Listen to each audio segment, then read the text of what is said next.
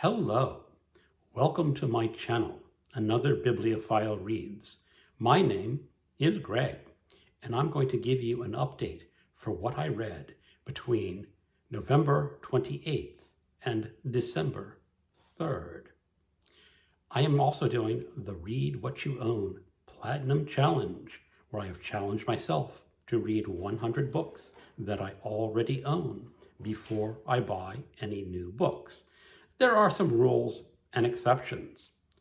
Also, if people are paying attention, they will remember that I am actually doing the 500 book challenge created by Michael K. Vaughan, where I'm supposed to read 500 books that I own before I read any books or buy any books.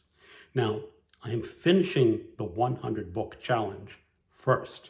So when I hit book 101, I will segue into the 500 book challenge. I think I'll fail the 500 book challenge. It's just too long. But the 100 book challenge, I've got that one down. I can complete that one. So, where am I in my challenge? I am in book 21 out of 100.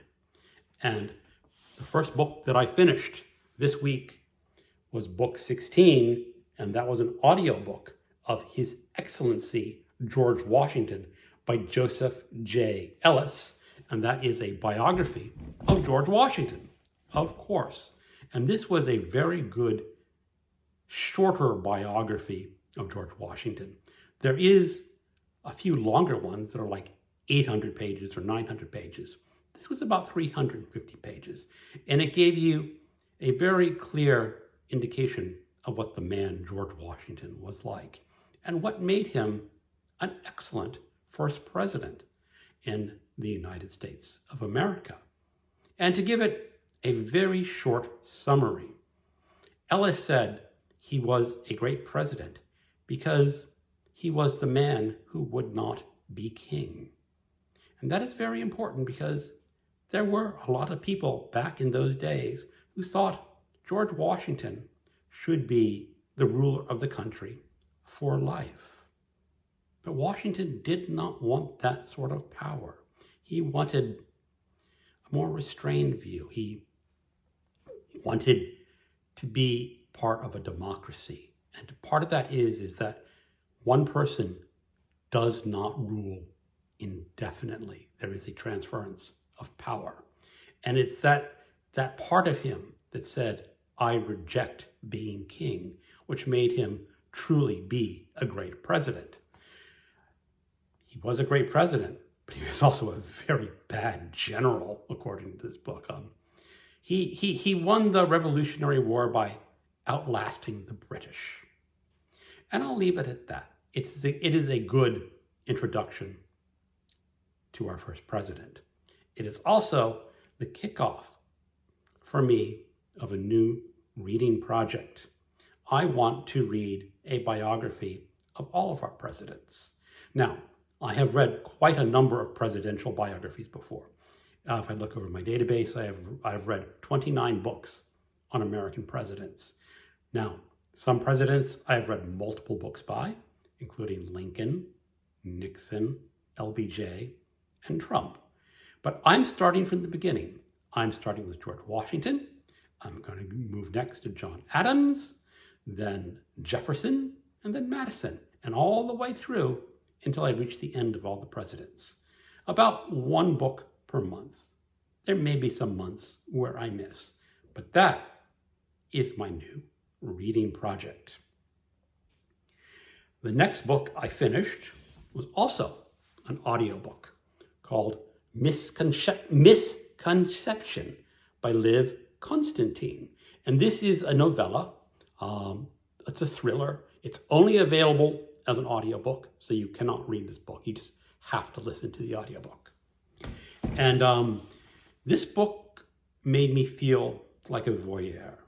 It is a novel very much written for women. And I say that because the story is of two Hollywood wives. And you have two narrators in the book. Each wife gets her own narration. And the first is divorced and childless. She's living with a new husband and has a stepdaughter. She always wanted a child of her own, but that never happened. The second narrator is a fertility doctor who married the first narrator's husband, and the husband divorced her because she wasn't conceiving a child. And this doctor had conceived a child with the actor, because he was a very famous Hollywood actor in a TV show. So there's that whole issue of these two women at loggerheads, and they send their daughters to the same exclusive Hollywood school, and they become best friends, despite the two mothers not wanting them to be friends. So you have these two Hollywood wives, as I said, at loggerheads with each other. And it deals a lot with fertility issues and motherhood issues. You know, the fertility doctor is the evil character because she does not love and appreciate her daughter. And you know that in a scene where the daughter brings her mother a picture of a flower that she drew in school. And you hear it described, and in my mind, I pictured one of these, I'm going to get in trouble for this one of these dreadful child pictures written by children, and you hang it up in a cube, and it's supposed to be a flower, and it looks more like a Jackson Pollock. Yeah, but the parent loves the painting or the picture because their child drew it. But this mother didn't like the picture, and that's how you know she was a bad mother and a bad character. And as I said, I just did not really enjoy this. It was, as I said, a story written for women. And as a male, I just felt like a voyeur. I really cannot recommend it very much. The next book I read was this one. This is The Man with the Golden Arm by Nelson Algren. It was the winner of the 1950 National Book Award. It is the story of an ex-serviceman who was wounded during the war and got addicted to morphine. And now he's back in Chicago. It is the late 40s. He is living a hand-to-mouth existence. A lot of the money that he earns has to go to pay for morphine. He is living with a wife who was in a wheelchair. And he caused the accident that put her in the wheelchair. She may not truly be injured. There's some doubt whether it's a psychosomatic injury. But that is his existence. He also sort of has a girlfriend on the side. And then things get really bad when he murders his drug dealer.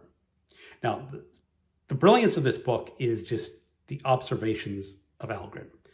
It was clear that he sat in Chicago and listened to these drug addicts, these prostitutes, these people of the street who had no future and no real talent to do anything. And you can just see it on the page. It is just so vivid and so real that these characters just jump out of the page and say, yes, that is a real person. I can hear the voice that Algren heard and put onto the page. So this comes highly, highly recommended if you like that kind of book.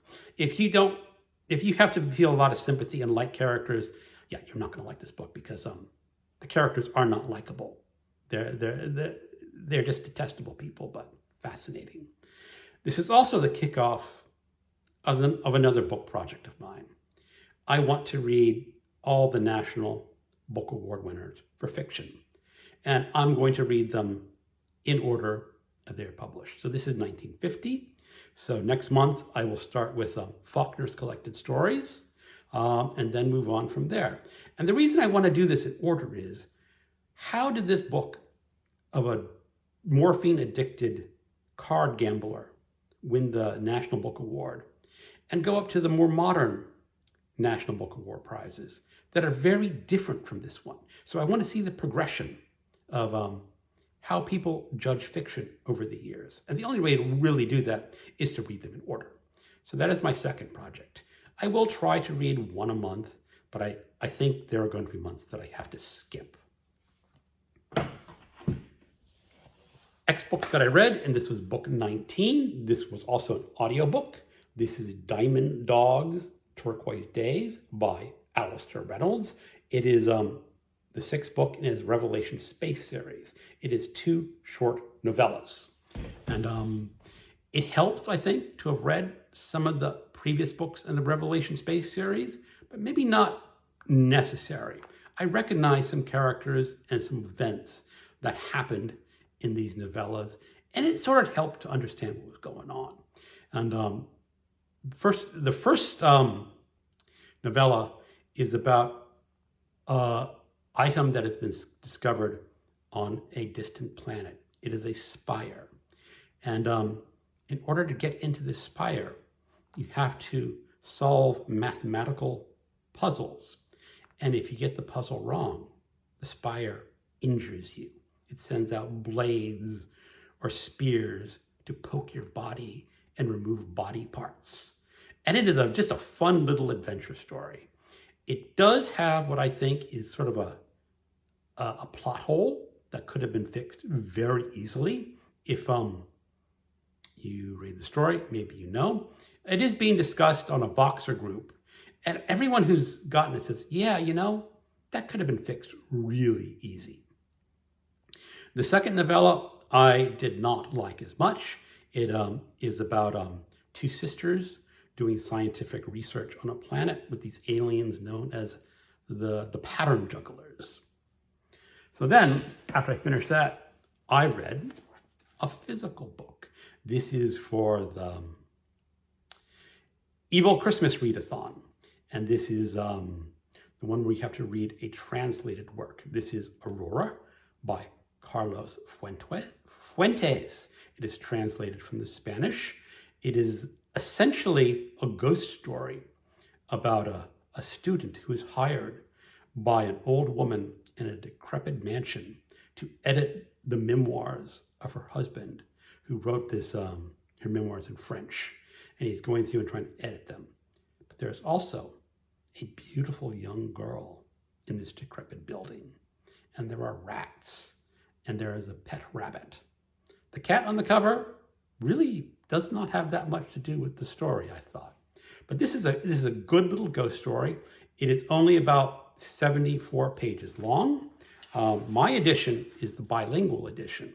And I tried to read some of the Spanish as I was reading the English on the left hand of this page. And I've discovered that my Spanish is just not up to snuff. I could read Jorge el Curioso in Spanish, maybe. But pure literature like this is way too advanced for my little self. So now I'm also reading, or I read as my 21st book, Midnight's Lair by Richard Laymon. I read this Saturday, just read it in one day. It is 252 pages. It is pure Laymon. It is the story of a group of tourists who get trapped in an underground cave when there is some sort of vent on the surface that cuts out the power to the elevators. And normally you'd have to go to the elevator to get out of the cave. However, there is supposedly another exit from the cave. But in this cave, there is a psychopathic teenager with a bent for sexual cruelty who is in lust with the female main character. Now, this is Laymon. This has more sex than violence. So lots of description of rumps and breasts. If you've read Laymon, you know exactly what I'm talking about. So that brought me up to book 21 in my 100 book challenge. Now, I was reading some other things. I'm also in a group read of the Brothers Karamazov. I am reading about 25 to 30 pages a day. That should take me to the end of the month. This is a fabulous novel. A lot of people call it the greatest novel ever written.